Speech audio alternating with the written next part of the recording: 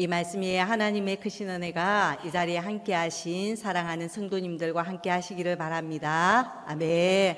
많이 더우시죠? 네, 이 더위를 어떻게 이겨야 될까요? 오직 예수. 주먹을 불끈 쥐시고 옆에 분들을 보시고 오직 예수로 이깁시다. 시작. 오직 예수로 이깁시다. 아멘.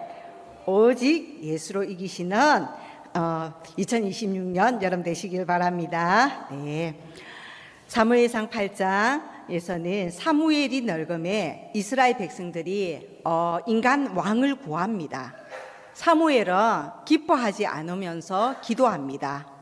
여호와께서 사무엘에게 백성이 내게 한 말을 다 들으라. 이는 너를 버림이 아니요 나를 버려 자기들의 왕이 되지 못하게 함이라고 하십니다. 우리도 이방인처럼 왕을 세우자는 요구는 하나님께 대한 반역이었습니다. 그럼에도 백성들의 요구대로 왕을 뽑으라고 하시면서 사무엘에게 왕의 제도를 가르치라고 합니다. 사무엘은 여호와의 모든 말씀을 전하면서 너희가 생각하는 왕은 너희를 지배하고 너희들은 다스림을 받게 될 것이라고 전합니다. 유일하고 참된 왕이신 하나님께서 인간왕을 허락하시지 않은 데는 이유가 있습니다. 서로 섬기고 대접하며 존중히 여기며 함께 사는 나라를 원하셨는데 인간왕을 세움으로 사람 위에 사람 있고 사람 아래에 사람을 두어 냉혹한 위계질서를 근간으로 하는 피라미드 체제를 구축함으로 잔인하고 가혹한 세상을 세우기 때문이었습니다. 그러나 당시 주변 국가들은 철제 무기를 수입함으로 이스라엘의 안보에 큰 위협이 되었기에 사사와 같은 느슨한 지도력으로는 역부족이었고 주변 민족들처럼 왕정 제도와 상비군 제도를 도입할 필요성이 시급했기 때문에 왕을 세우라고 하십니다. 다만 하나님만이 유일하신 왕이심을 알되 자기 백성을 위한 현실적 조치였습니다. 이는 신정 안에서의 왕정이라는 원리로 하나님의 마음에 합한 자를 왕으로 세워 다스리겠다는 의미입니다. 그런데 첫 번째 왕인 사울은 블레셋과 싸움을 앞두고 사무엘이 오기도 전에 직접 희생 제사를 주관합니다. 신정 안에서의 왕정 체제에서 왕은 자율적이고 독립적인 존재가 아니라 하나님을 대신하고 대리하는 언약적 존재인데 사울은 하나님의 말씀을 어기고 오히려 맞서며 독자적으로 자신의 활동 영역을 넓혀갔기에 하나님께서 가차없이 사울을 버리십니다. 사울의 왕위가 다른 사람에게 넘어갈 것이라고 선언하시며 왕의 자리에서 해고됩니다. 이후 하나님의 마음에 합당한 사람 다윗이 왕이 됩니다. 사무엘하 8장은 다윗 왕의 승리와 통치가 안정되는 장면입니다. 단순한 전쟁 기록뿐이 아니라 하나님께서 세우신 나라가 어떻게 조직되고 운영되는지를 보여주는 중요한 본문입니다. 다윗 왕국의 정부 조직도를 보면 다윗 왕 아래에 군사령관은 요압, 사관은 요사밧, 제사장은 사독과 아히멜렉, 서기관은 스라야, 경호, 특수부대는 브나냐가 맡고 있었습니다. 다윗의 아들들은 대신이 됩니다. 이 말씀은 단순히 왕자들이 높은 자리에 올랐다는 의미가 아닙니다. 여기에서 하나님 나라의 중요한 원리가 담겨 있습니다. 대신들은 단순한 일반 관리가 아니라 왕 곁에서 특별한 역할을 맡은 고위 척근들을 의미합니다. 히브리어 원어를 보면 코하님이라는 단어가 사용되는데요. 원래 제사장을 뜻합니다. 제사장은 하나님 앞에 가까이 나아가는 섬기는 사람입니다. 그런데 왜 제사장이 대신들로 번역되었을까요? 다윗 시대 상황을 이해하며 여기에서 의미가 분명해집니다. 실제 제사장은 이미 따로 있었기 때문이고요. 사도 아히멜렉이 제사장을, 스라야가 수기관을 맡고 있어서 이미 종교적 제사장 직분이 따로 있었던 것입니다. 따라서 코아님은 다른 의미로 다윗의 아들들이 제사장이 아니라 왕 옆에서 섬기는 최고위, 보좌관, 즉 왕과 가장 가까운 자리, 왕의 뜻을 전달하고 왕을 대신해서 행정 수행을 맡았습니다. 오늘식으로 말하면 왕실 참모이고요, 특별 보좌관이고 왕자 출신 핵심 권력자로 단순 관리가 아니라 왕 곁에서 섬기는 최측근 고위 관료입니다. 다윗은 자신의 아들들을 권력의 중심에 세워서 왕을 가장 가까이에서 섬기는 자리에 두었습니다. 다윗의 아들들은 왜 중요한 위치에 있었습니까? 능력 때문이 아니라 그리 때문이었습니다. 왕과 가까이 있었기 때문에 영향력이 생겼습니다. 이 원리는 성경 전체에서 반복됩니다. 하나님 나라에서도 가까이 있는 사람이 가장 큰 영향력을 가지게 됩니다. 단순한 행정이 아니라 가까움의 신학입니다. 가까움은 건세를 뜻합니다. 다윗의 아들들은 왕과 가장 가까운 자리여서 권력이 생긴 것입니다. 모세 곁에는 요수아가, 엘리야 곁에는 엘리사가, 예수님 곁에는 제자들이 있었습니다. 공통점은 가까이 있는 사람이 계승하고 가까이 있는 사람이 건세를 받았다는 것입니다. 하나님은 능력보다 가까이 있는 사람을 사용하십니다.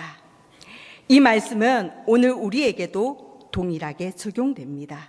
우리는 단순한 백성이 아니라 왕 곁에 있는 존재로서 왕 같은 제사장입니다. 중요한 것은 얼마나 많이 아느냐가 아니라 얼마나 가까이 있느냐는 것입니다. 나는 하나님과 가까운가 아니면 일만 하는가? 하나님은 우리를 바깥이 아니라 곁으로 부른다는 사실입니다. 그냥 신자가 아니라 왕 옆에 선 사람입니다. 기도하는 사람, 하나님을 찾는 사람, 하나님 곁에 머무는 사람이 하나님 나라에서 쓰임 받습니다. 우리는 종종 능력을 구하고 더 사역을 잘하고 더 많이 하려고 합니다. 그러나 하나님은 먼저 가까이 오라고 말씀하십니다. 가까이 할 때 능력을 주시는데 그중 가장 큰 능력은 사랑입니다. 요즘 주님께 가까이 가려고 노력하고 있습니다. 감사하게 말씀을 읽으면 새로운 깨달음을 주십니다. 이전에 그냥 넘겼던 말씀들이 새롭게 와닿고 깨달음을 많이 주십니다. 뿐만 아니라 마음에 평안도 넘치고 평안한 가운데 살아가게 하십니다. 그렇게 새로운 은혜를 누리고 있습니다. 그런데 다윗은 자녀들만 가까이 두지 않았습니다. 전혀 예상 못한 인물을 가까이 두는데요, 높은 직급을 주어 가까이 한 것이 아니라 가족처럼 생활합니다. 바로 머비보셋입니다. 머비보셋은 발을 절었습니다. 절개된 경위를 보면 사무엘하 4장 4절에 5살 때 그의 아버지 요나단과 할아버지 사울이 길보아 전투에서 전사했다는 소식이 전해졌습니다.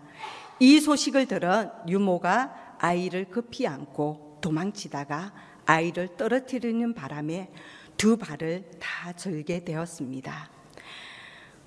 사무엘하 9장에서 다윗은 왕권이 안정된 후에 친구 요나단과의 약속을 기억하며 사울 집안에 남은 자가 있는지 찾았습니다. 그때 로드발이라는 척박한 땅에 숨어 지내고 있었습니다. 다윗과의 만남이 이루어진 것입니다. 다윗이 선대하는데 엎드려 전하며 당신의 종이라고 말할 정도로 두려워합니다. 얼마나 두려워했는지 다윗도 느꼈을 정도였기에 무서워하지 말라고 말할 정도입니다. 그러면서 머비보셋에게 사울의 모든 땅을 돌려주었습니다. 또한 왕의 식탁에서 항상 떡을 먹을 것이라고 듣게 됩니다. 인상적인 부분은 다윗이 그를 왕의 아들, 즉 왕다들 중 하나처럼 항상 왕의 상에서 먹게 했다는 점입니다. 왕의 상에서 먹는다는 것은 가족과 같은 지위를 의미합니다. 다윗의 친아들들이 대신으로서 왕 곁에 서 있는 것은 당연해 보이지만 절름발이이자 몰락한 전 왕조의 후손인 머비보셋이 그 자리에 함께 앉아 있는 모습은 매우 파격적입니다. 왕의 식탁은 하나님 나라의 모형을 보여줍니다. 장차 오실 메시아의 나라, 하나님 나라가 어떤 모습인지를 미리 보여줍니다. 유능한 자들, 대신들 뿐만 아니라 스스로의 힘으로는 일어설 수 없는 연약한 자, 머비보셋까지도 동일한 왕의 아들의 권위를 누리며 한 식탁에 참여하게 된다는 완성된 평화를 시각적으로 보여주는 것입니다. 머비보셋에 대해 이야기할 때 두 발을 다 절었더라라는 표현을 사용하는데 크게 두 가지 의미로 해석되곤 합니다. 첫 번째는 조건 없는 은혜입니다. 왕의 식탁 아래 가려진 머비보셋의 절룩 이른 발은 인간의 연약함이나 결점에도 불구하고 오직 왕의 자비, 은혜로 그 자리에 앉아 있음을 상징합니다. 두 번째로는 회복된 지위입니다. 신체적인 장애나 과거의 신분과는 상관없이 다윗은 그를 왕자의 격식으로 대우하며 요나단과의 우정을 지켰습니다. 이는 다윗의 소외된 자를 향한 헤세드, 인의 자비를 보여주는 대표적인 사례로 하나님의 언약적 대리인으로서 두 다리를 절룩여도 요나단과 우정을 지키기 위해 신분에 상관없이 자비, 헤세드를 베푼 것입니다. 머비보셋의 이야기는 단순히 한 개인의 불행과 극복의 이야기가 아닙니다. 머비보셋이 바로 우리의 모습입니다. 죄로 인해 무너진 존재이고 스스로 설 수 없는 인생입니다. 우리에게 어떤 의의가 있어서 구원받고 은혜를 누리는 것이 아니라 하나님의 긍휼하심과 자비로 왕의 식탁에 초대받은 자들입니다.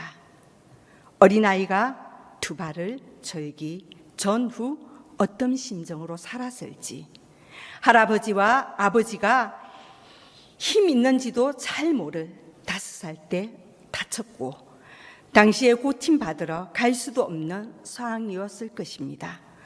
정치적으로 제거의 대상이었을 것은 뻔히 잘 알 수 있습니다. 성인이 될 때까지는 상처와 아픔을 품고 있을 수밖에 없는 약자와 소외된 존재였습니다. 그럼에도 잘 자라지 않았나 싶습니다. 지도 헛되구나, 건강도 인생도 스스로 할 수 없구나 라고 느끼지 않았을까요? 땅도 돌려받았으니 경제적 여유도 있지만 머비보셋의 삶은 육체의 연약함으로 힘들었을 것입니다. 시간이 흘려도 고쳐지지 않았기에 더 힘들었을 것이라 여겨집니다. 그런데 우리는 사람을 볼 때 그 순간의 모습만 보고 판단하고 정죄합니다. 인생은 다 알 수 없는데도 쉽게 판단합니다. 은혜를 받은 자로서 예수 그리스도의 심장을 이식받아 긍휼이 넘치는 마음과 되는 우리가 되길 바랍니다.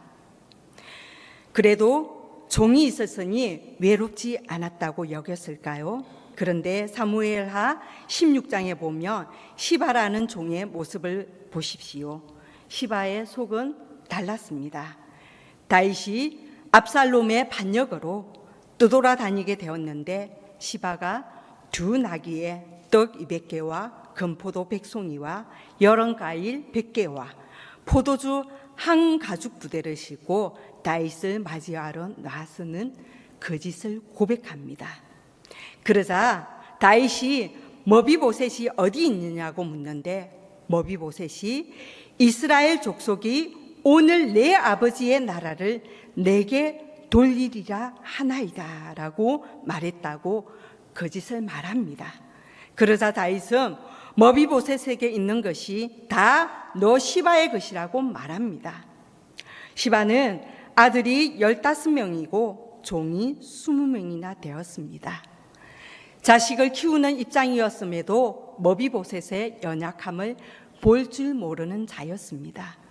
거짓으로 상황을 만드는 시바의 모습 속에서 이익이라며 물불을 가리지 않는 인간의 속성을 보게 됩니다. 그런데 다윗은 앞뒤 사정도 알아보지 않고 즉시 땅을 시바에게 넘겨버립니다. 왕의 결정이니 마음대로 할 수 있다는 어리석은 모습을 보게 되는데 하나님의 뜻도 묻지 않습니다. 인간의 틈을 노리는 사단의 계략과 화가 나니 잘못된 결정을 하는 하나님의 사람 다윗의 모습을 보게 됩니다. 머비보셋은 어떠했나요? 다윗 왕이 귀환하자 맞이하러 갑니다. 왕이 떠날 때부터 평안히 돌아오는 날까지 그의 발을 맵시내지 아니하며 수염을 깎지도 아니하며 옷을 빨지도 아니하였다라고 기록하고 있습니다. 배신한 모습이 아니라 왕을 위해 슬퍼한 자리에 있었습니다. 다윗이 묻습니다. 내가 어찌하여 나와 함께 가지 아니하였더냐? 두 발을 저는 자가 함께 할 수 있었을까요? 이런 질문을 하는 다윗이 다시 보입니다. 자기 입장에서 지금의 순간을 모면하고자 하고 자기 감정과 생각만 말하는 모습이 바로 우리의 모습입니다. 난 잘 분별하고 판단해. 하나님이 주신 감동이니 내 생각이 맞아. 그럼에도 머비보셋은 나귀를 타고 함께 가려 했다고 합니다. 모함을 받았지만 왕은 하나님의 사자와 같으니 왕의 처분대로 하라고 합니다. 시간이 흐른 후 다윗은 알게 되었습니다. 그런데도 29절에서 또 내 일을 말하느냐고 하는데 이미 결정이 났으니 더 말하지 말라고 합니다. 자신의 잘못을 인정하지 않는 모습입니다. 진실 여부와 상관없이 문제를 덮으려는데 압살롬의 반역과 정치적 어려움 속에서 내린 어리석은 판결이었음에도 되돌릴 마음이 없는 듯합니다. 그리고는 밭을 반씩 나누라고 합니다. 일부 수긍하지만 잘못을 일부 고치는 수준에서 끝내버립니다. 그 모습 또한 우리의 모습입니다. 중요한 것은 바로 결정해야만이 마음이 편하고 그러면서 이것이 하나님의 뜻이라 주장하는 모습 말입니다. 물론 인간인 우리는 온전히 회개하는 것이 불가능하고 완전히 고쳐질 수 없는 존재입니다. 그럼에도 핑계가 아니라 인정하고 고치려 하는 자세를 취해야 합니다. 반면 머비보셋은 왕이 평안히 왕궁에 돌아오셨으며 되었으니 전부를 시바에게 주라고 합니다. 밭을 반이나 잃어버렸다는 경제적 손실에 마음을 빼앗기지 않았습니다. 반면 시바는 어떻게 했을까요? 거짓을 고한 성정으로 보아 다 받은 땅을 다시 반이나 도로 빼앗겼다 여기며 분하다 생각하면서 남은 반으로 만족하지 않았을 것 같습니다. 머비보셋에게서 은혜 받은 자로서 끝까지 충성된 모습을 보게 되는데요. 원래 자신의 것이 아닌 것으로 누리고 살았고 땅보다 은혜가 중요하고 왕이 살아오셨으면 되었다며 무엇이 중요한지 아는 모습입니다. 조금 손해보면 불평하고 억울하면 끝까지 따지고 인정받지 못하면 억울해하고 마음까지 닫아버리는 모습은 은혜 받은 자의 모습이 아닌데도 우리에게는 저에게는 그런 모습이 있습니다. 믿음은 억울하고 손해보고 오해받을 때 진짜로 드러나는 것을 알게 됩니다. 성경에는 다윗의 아들들이 모비보셋을 어떻게 대하는지에 대해서는 나오지 않습니다. 보이지 않는 무언가가 있지 않을까 싶습니다. 다만 다윗 아들들이 왕궁을 다스리는 실무적인 권력을 상징한다면 두 발을 다 절었어도 왕의 상에 앉아 모비보셋을 통해 다윗 왕국은 단순한 힘의 논리가 아닌 은혜에 의해 세워진 나라임을 보여줍니다. 다윗 왕국은 친아들들의 공적 조력과 모비보셋을 향한 사적 자비가 공존하는 나라였습니다. 모비보셋의 절룩이는 발은 다윗의 친아들들의 당당한 모습 곁에서 이 모든 것이 다윗의 힘이 아닌 하나님의 은혜로 유지되고 있음을 상기시켜주는 상징적 강력한 상징이 됩니다. 다윗의 해세들을 볼 수 있는 장면이 있는데요. 사무엘상 22장 1절에서 3절까지에서 아둘람 굴 장면입니다. 400명의 뜨돌이와 불황자, 파산자, 도망자들이 모였는데 그들을 무시하지 않고 함께 보며 돌보는 다윗입니다. 이는 하나님의 언약적인 대리인으로서 왕이 지녀야 할 가장 중요한 자질인 공평과 긍휼한 마음을 소유한 자임을 입증하며 나그네 모습을 재현했다고 하겠습니다. 사무엘상 30장에서는 시글락에서 거주하던 다윗 공동체가 아말렉 부족의 습격을 받아 초토화되었는데 이때 다윗과 부하들이 출타 중이었습니다. 시글락을 불태우고 여자와 어린아이가 가축을 잡아갔는데 어린아이들과 가축을 잡아갔는데 이 사실을 뒤늦게 안 다윗이 부하들 600명을 이끌고 쫓아가 사람과 재산을 모두 찾아오게 됩니다.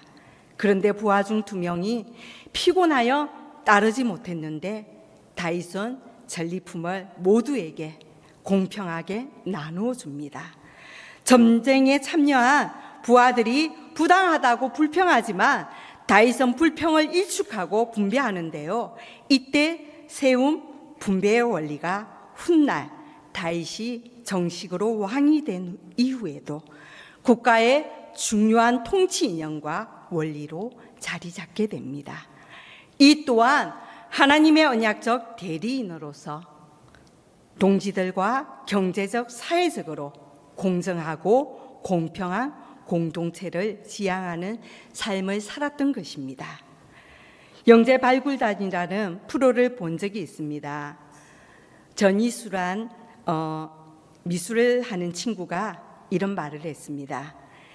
지구 반대편에서 누군가 죽으며 그것은 모든 공동체의 책임이다.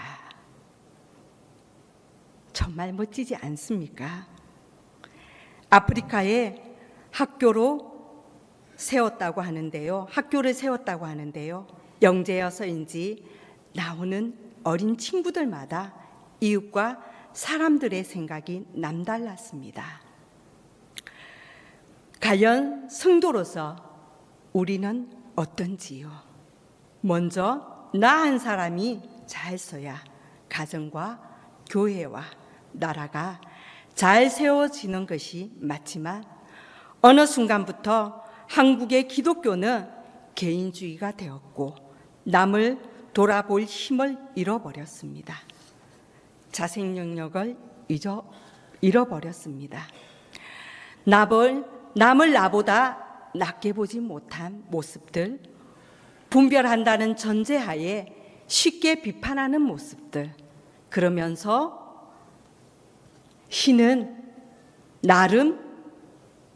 자신은 나름 믿음 생활을 잘하고 있다고 여기는 것을 회개해야 합니다. 해세대가 많던 다윗이 그만 변질되는 일들이 생깁니다. 죄로 인한 결과입니다. 사무엘하 11장에서 바세바와 바세바와의 간음과 우리아의 살인 사건입니다. 왕이었기에 그 누구도 그 일은 잘못된 일이니 하면 안 된다고 말하는 이가 없었고, 이는 요압에게 약점을 잡히는 계기가 되었습니다. 열왕기상 1장 1절에 다윗 왕이 나이가 많아 늙으니 이불을 덮어도 따뜻하지 아니한지라.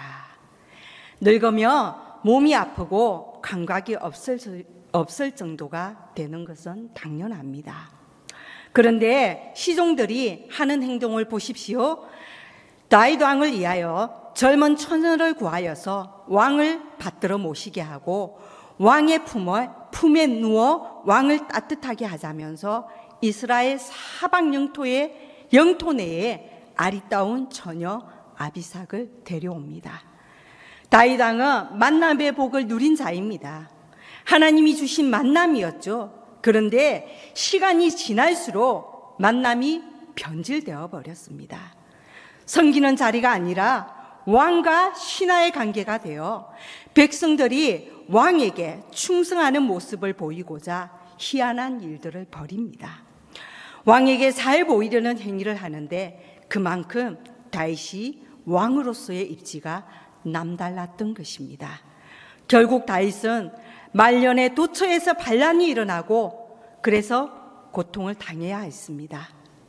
말년에 건축 사업을 위해 백성들을 강제 노역에 동원하는데 이는 다윗 왕국이 안정되고 발전하면서 세상 제국의 피라미드 체제 또 하나의 파라오가 구축되기 시작했음을 암시합니다. 명성을 나뉜 왕이었으나 결국 한 인간의 연약함과 재성을 보여주는 다윗입니다. 그런데도 왜 하나님은 다윗을 축복하시고 마음에 합한 왕이라고 하실까요? 사무엘하 7장 16절에서 내가 나를 위하여 집을 짓겠느냐? 내가 너를 위하여 내 집, 가문, 왕조 위를 영원히 있게 하겠다며 다윗과 언약을 맺으셨기 때문입니다. 이는 아브라함과 세운 너로 인하여 모든 민족이 복을 받을 것이란 언약이 이제 왕정 정치를 하는 다윗 왕조로 이어진다는 뜻입니다. 많은 왕들이 일어나지만 다윗 가문만 진정한 하나님 나라의 왕통으로서 다윗 혈통은 하나님 나라의 왕통으로 견고하게 자리를 잡는다는 뜻입니다. 하나님의 헤세드가 얼마나 크고 깊은지 변치 않으신 하나님이십니다. 반면 하나님의 헤세드를 보였던 다윗이지만 한 인간에게서 선한 것이 나올 수 없음을 보게 됩니다.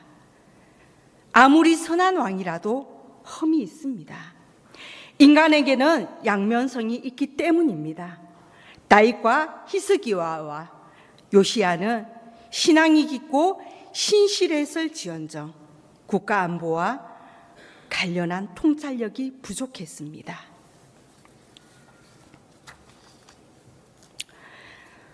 따라서 그리스도인 정치가에서 신앙뿐 아니라 정치적 감각과 실력이 필요하고 그리스도인 사업가에게는 신앙과 비즈니스에 대한 통찰력과 경륜수완이 필요합니다.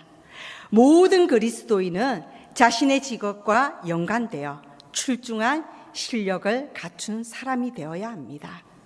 마냥 신앙이 좋아서 모든 일이 잘 되어 잘 사는 것이 만사 형통하리라고 생각해서는 안 됩니다.